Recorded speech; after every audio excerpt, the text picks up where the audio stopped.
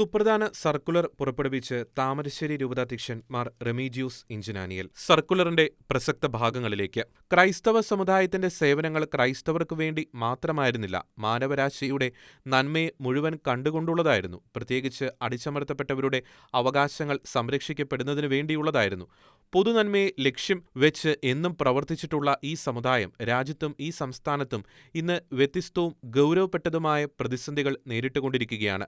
സാമൂഹികവും സാമ്പത്തികവും രാഷ്ട്രീയവും വിദ്യാഭ്യാസപരവുമായ ഈ വെല്ലുവിളികൾക്ക് അടിസ്ഥാന കാരണം ഭരണാധികാരികളുടെ കെടുകാര്യസ്ഥതയും അവഗണനയും പ്രീണന രാഷ്ട്രീയവുമാണ്.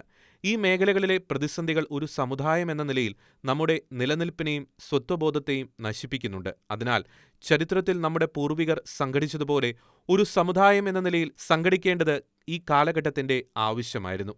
താഴെ ചേർക്കുന്ന വിഷയങ്ങൾ ഈ കാലഘട്ടത്തിൽ നമ്മൾ നേരിടുന്ന പ്രധാന പ്രതിസന്ധികളാണ്. Justice J B. Koshy commission report. ജനസംഖ്യയിൽ ന്യൂനപക്ഷമായ കേരളത്തിലെ ക്രൈസ്തവ വിഭാഗങ്ങളുടെ വിദ്യാഭ്യാസ, സാമൂഹിക, സാമ്പത്തിക പിന്നോക്കാവസ്ഥ പഠിച്ച് ക്ഷേമ പദ്ധതികൾ നിർദ്ദേശിക്കുന്നതിനായി നിയോഗിക്കപ്പെട്ട justice J B. Koshy commission 2023 May 17 സർക്കാരിന് റിപ്പോർട്ട് സമർപ്പിച്ചെങ്കിലും നടപടിക്രമങ്ങളുടെ നൂലാമാലകളിൽ കുരുക്കി അതിന്റെ ഉള്ളടക്കം പരസ്യമാക്കാത്ത സാഹചര്യമാണ് ഉള്ളത്. കേരള ക്രൈസ്തവ സമൂഹത്തിന്റെ അതിജീവനത്തിനും നിലനിൽപ്പിനും സഹായകരമായ 284 നിർദ്ദേശങ്ങളുണ്ടെന്ന് കരുതപ്പെടുന്ന ആ റിപ്പോർട്ട് പുറത്തുവരാത്തതിന് പിന്നിൽ സ്ഥാപിത താൽപര്യങ്ങൾ ഉണ്ടെന്ന് സംശയിക്കേണ്ടിയിരിക്കുന്നു. ന്യൂനപക്ഷ സ്കോളർഷിപ്പുകളിലെ അനീതി. ന്യൂനപക്ഷ സ്കോളർഷിപ്പുകളിലെ 80-20 അനീതിക്കെതിരെയുള്ള ഹൈക്കോടതി വിധി നീതിപൂർവമായി നടപ്പിലാക്കാൻ ഉള്ളതിനു പകരം ജനങ്ങളുടെ നികുതിപ്പണമെടുത്ത് സർക്കാർ തന്നെ 80-20 എന്ന അനീതിപരമായ സ്കോളർഷിപ്പ് വിതരണം നടപ്പിലാക്കി കിട്ടണമെന്ന് ആവശ്യപ്പെട്ട് സുപ്രീം കോടതിയിൽ നൽകി വാദിച്ചുകൊണ്ടിരിക്കുന്നു. ഇത് ക്രൈസ്തവ ന്യൂനപക്ഷ സമുദായത്തോടുള്ള കടുത്ത വെല്ലുവിളിയാണ്. ന്യൂനപക്ഷ സ്കോളർഷിപ്പുകൾ യഥാകാലം വിതരണം ചെയ്യാതിരിക്കുകയോ നിർത്തലാക്കുകയോ ചെയ്യപ്പെട്ടിരിക്കുന്നു.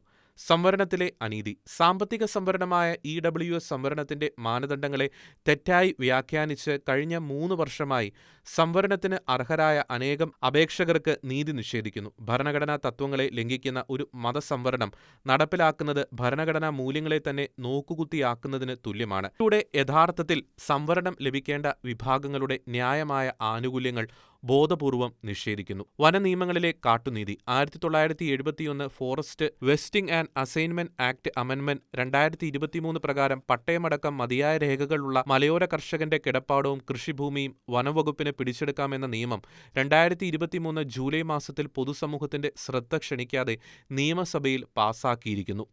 പരിസ്ഥിതി നിയമങ്ങളുടെ ദുരുപയോഗം. പരിസ്ഥിതി നിയമങ്ങളുടെ മറവിൽ കപട പരിസ്ഥിതിവാദികൾ ദല്ലാളന്മാരായി നിന്നുകൊണ്ട് ESA, ESZ, ബഫർ സോൺ തുടങ്ങിയ പേരുകളിൽ കൃഷിഭൂമിയും കിടപ്പാടവും ഫോറസ്റ്റ് നിയമങ്ങളുടെ പരിധികൾ കൊണ്ടുവന്ന് ജനജീവിതം ദുസ്സഹമാക്കുന്നു. മൗലിക അവകാശത്തെ ധ്വംസിക്കുന്ന ഭരണാധികാരികളുടെ ഏകാധിപത്യ പ്രവണതകൾ വർദ്ധിച്ചുവരുന്നു.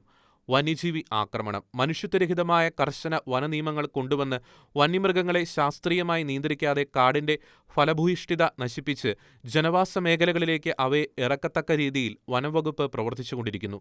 ഇതുമൂലം ദിവസവും എത്രയോ മനുഷ്യജീവനുകൾ പൊലിഞ്ഞു പോകുന്നു. കാർഷിക മേഖലയിലെ പ്രതിസന്ധികൾ. നെൽകൃഷിയും നാണ്യവിള കൃഷിയും റബ്ബർ കൃഷിയും വലിയ പ്രതിസന്ധികളിലൂടെ കടന്നുപോകുന്നു. ഉൽപ്പാദന ചെലവ് വർദ്ധിക്കുന്നു. കായ്ഫലങ്ങൾക്ക് ന്യായമായ വില ലഭിക്കാതെ വരുന്നു. ഏതെങ്കിലും തരത്തിലുള്ള കൃഷിനാശമുണ്ടായാൽ കർഷകന് ന്യായമായ നഷ്ടപരിഹാരം ലഭ്യമാകാത്ത സാഹചര്യം നിലനിൽക്കുന്നു. പക്ഷിപ്പനി പോലെയുള്ള പകർച്ചവ്യാധികളെ ഫലപ്രദമായി പ്രതിരോധിക്കാൻ കഴിയാത്തതിനാൽ കോഴി, താറാവ് കൃഷിക്കാരും വലിയ പ്രതിസന്ധിയിലൂടെ കടന്നുപോകുന്നു. ക്രൈസ്തവരിൽ ഭൂരിപക്ഷവും കൃഷിയെ ആശ്രയിച്ച് കഴിയുന്നവർ ആയതിനാൽ കാർഷിക മേഖലയിലെ പ്രതിസന്ധികൾ ഈ സമുദായത്തെ ആകമാനം അദൃശ്യ ദാരിദ്ര്യത്തിലേക്ക് വലിച്ചിഴയ്ക്കുന്നു. എയ്ഡഡ് വിദ്യാഭ്യാസ മേഖലയിലെ പ്രതിസന്ധി. ന്യൂനപക്ഷ അവകാശങ്ങളുടെ ഭാഗമായ അധ്യാപക, അനധ്യാപക നിയമനങ്ങൾ വിവിധ കാരണങ്ങളാൽ അട്ടിമറിക്കപ്പെടുന്നു. യഥാസമയം നിയമനങ്ങൾ നടക്കാത്തത് എയ്ഡഡ് വിദ്യാഭ്യാസ മേഖലയുടെ കാര്യക്ഷമതയും പഠന നിലവാരത്തെയും ബാധിക്കുന്ന പ്രശ്നമായി വളർന്നിരിക്കുന്നു. ന്യൂനപക്ഷ ഉന്നത വിദ്യാഭ്യാസ സ്ഥാപനങ്ങളിൽ സമുദായത്തിന് ലഭിക്കേണ്ട 20% കമ്മ്യൂണിറ്റി കോട്ട നേർപകുതിയായി വെട്ടിച്ചുരുക്കിയിരിക്കുന്നു. ക്രൈസ്തവ സമുദായത്തിനെതിരെ നടക്കുന്ന കുപ്രചരണങ്ങൾ. ക്രൈസ്തവ സമൂഹം പൊതുസമൂഹത്തിന് നൂറ്റാണ്ടുകളായി നാനാതുറകളിൽ ചെയ്ത വിലമതിക്കാനാകാത്ത സംഭാവനകളെയും നന്മകളെയും തകർക്കുക എന്ന ലക്ഷ്യത്തോടെ നിരന്തരം സഭയെക്കുറിച്ചും സമുദായത്തെക്കുറിച്ചും തെറ്റായ പ്രചരണങ്ങൾ അഴിച്ചുവിട്ട് സമുദായത്തിന്റെ കെട്ടുറപ്പ് തകർക്കാൻ സംഘടിത ശ്രമം നമുക്ക് ചുറ്റും നടക്കുന്നുണ്ട്. ലഹരിയുടെ നീരാളിപ്പിടുത്തം. വിദ്യാർത്ഥികളെയും ചെറുപ്പക്കാരെയും നശിപ്പിക്കുന്ന തരത്തിൽ ലഹരി മാഫിയ കേരളത്തിൽ ശക്തമായിരിക്കുന്നു. മദ്യം നിരോധിച്ചാൽ മയക്കുമരുന്ന് വ്യാപിക്കും എന്ന പൊള്ളയായ സർക്കാർ വാദങ്ങളെ തള്ളിക്കളയാൻ പ്രേരിപ്പിക്കുന്ന വിധത്തിൽ മദ്യവും മയക്കുമരുന്നും രാസലഹരിയും വ്യാപകമായിക്കൊണ്ടിരിക്കുന്നു. കേരളത്തിലെ പോലീസ് സംവിധാനത്തിന് പോലും അവയെ നിയന്ത്രിക്കാൻ കഴിയാത്ത വിധത്തിൽ ലഹരി മാഫിയ കേരളത്തെ കീഴടക്കുന്നു. ഈ പ്രത്യേക സാഹചര്യത്തിൽ നമ്മുടെ രൂപത വലിയൊരു മുന്നേറ്റത്തിന് നാന്ദി കുറിക്കുകയാണ്. നമ്മുടെ സമുദായ സംഘടനയായ കത്തോലിക്ക കോൺഗ്രസിന്റെ താമരശ്ശേരി രൂപതാ ഘടകത്തിന്റെ ആഭിമുഖ്യത്തിൽ രൂപതയിലെ വിവിധ സംഘടനകളുടെയും ഇടവകളുടെയും നേതൃത്വത്തിൽ ക്രൈസ്തവ സമുദായ അവകാശ പ്രഖ്യാപന റാലിയും പൊതുസമ്മേളനവും 2025 ഏപ്രിൽ 5 ശനിയാഴ്ച കോഴിക്കോട് മുതലക്കുളം മൈതാനത്ത് വെച്ച് നടത്തുന്നു.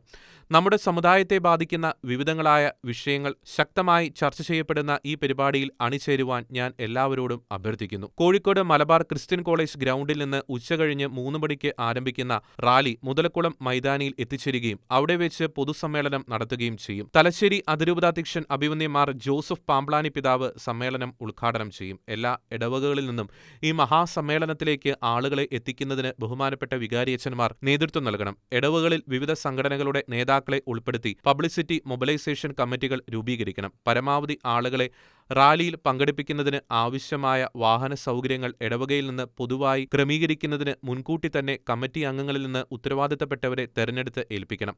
കുടുംബ കൂട്ടായ്മയുടെ ലീഡർമാരുടെ നേതൃത്വത്തിൽ ഓരോ ഇടവകയിൽ നിന്നും കുടുംബങ്ങളുടെ എണ്ണത്തിന് ആനുപാതികമായ പങ്കാളിത്തം ഉറപ്പാക്കാൻ ബഹുമാനപ്പെട്ട വികാരിയച്ചന്മാരുടെ പ്രത്യേക ശ്രദ്ധ അഭ്യർത്ഥിക്കുന്നു. ഇസ്രായേലിന്റെ കരുത്തുറ്റ നേതാവായിരുന്ന നെഹമിയായെപ്പോലെ നമ്മുടെ സഭയ്ക്ക് ചുറ്റും സമുദായമാകുന്ന സംരക്ഷണത്തിന്റെ കോട്ടമതിൽ കെട്ടാൻ നമുക്ക് ഒരുമിച്ച് പരിശ്രമിക്കാമെന്ന ആഹ്വാനത്തോടെയാണ് താമരശ്ശേരി രൂപതാ മെത്രാൻ മാർ റെമീജിയൂസ് ഇഞ്ചനാനിയേൽ പിതാവ് പുറപ്പെടുവിച്ച സർക്കുലർ അവസാനിക്കുന്നത്.